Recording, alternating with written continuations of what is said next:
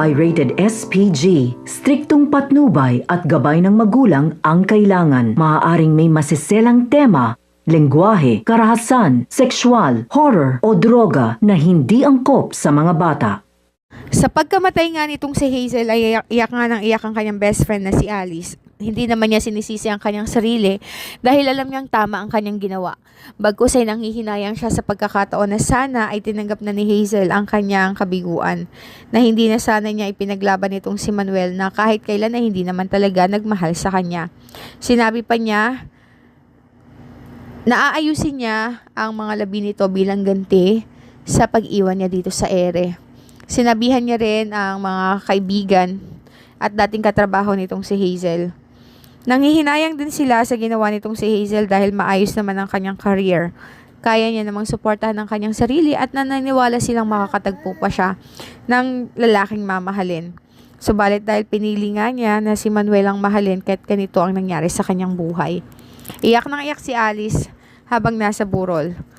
Hindi naman siya nagtaka na dumalaw rin itong si Manuel dahil kahit papaan ay may pinagsamahan naman silang dalawa. Nito ngang si Hazel. Matatahimik na ngayon ang pamilya nitong si Manuel. Sinabi sa kanya nitong si Alice na ngayong wala na itong si Hazel, sana ipagpatuloy ni Manuel at nitong si Felma ang pagmamahalan na kanilang pinaglaban-laban kay Hazel. Naiiyak din naman itong si Jeffrey at ang iba pang mga anak nitong si Felma dahil ayon sa kanila, ginusto lang nila ng payapang buhay pero hindi naman nila ginusto ang makapatay at makasakit ng ibang tao.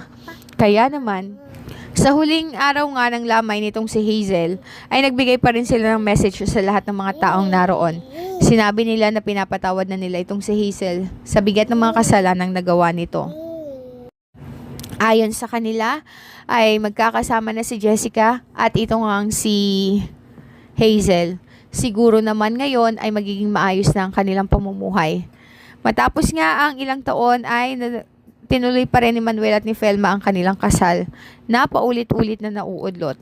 Masayang-masaya nga si Colleen at ang kanyang ate dahil sa wakas ay mabubuo na ang kanilang pamilya. Nagpaubaya naman itong si Noah at nagpaalam na kay Felma upang ipagpatuloy ang kanyang buhay.